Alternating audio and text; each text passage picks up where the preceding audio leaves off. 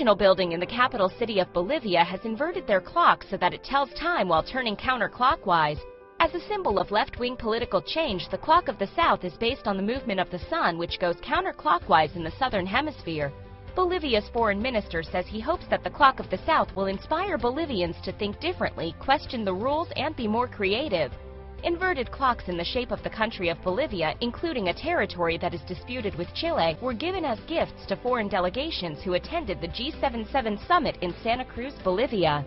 The government says the clock of the South wouldn't be imposed on anyone, and locals have reportedly had mixed reactions to the new clock on the legislative building, what it stands for, and if the clock of the South should replace the regular clock.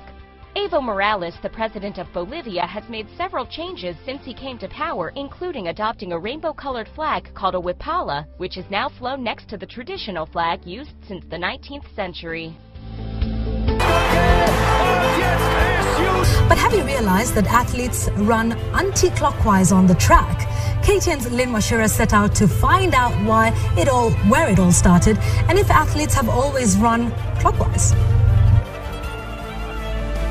The fact that athletes run anti-clockwise is definitely not one of the easiest things to spot in relation to athletics, probably because all the running tracks in the world are designed that way. History, however, has it that athletes have not always run from left to right. In the 19th century, when athletics tracks were laid down, the direction run was frequently clockwise. The first modern Olympics, held in Athens in 1896 and Paris 4 years later, were certainly run so.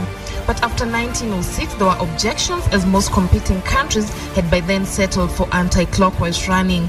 The fact that the first athletics events were run on horse tracks could also be a factor, as all the tracks were counterclockwise. If you take somebody and put him in the middle of the desert, say, blindfold him, and say walk in a straight line, he'll come back to where he started.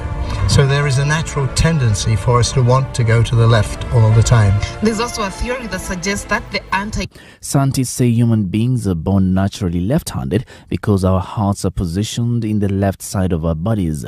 This allows for more rapid flow of blood to the left side, and our center of balance tends to shift from right to left. However, society has dictated that we use our right hands, and this makes the right side of our body become stronger with time. Some experts say athletes who use their right side tend to push harder with the dominant leg, which is the right leg. The left hand is the one that is on the inner side of the track. All the weight falls onto the left, especially at the calves. And the strong hand is the right hand side.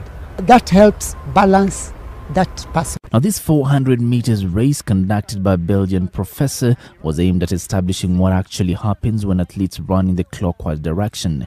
It emerged that they registered slower times and were more tired at the end of the experiment.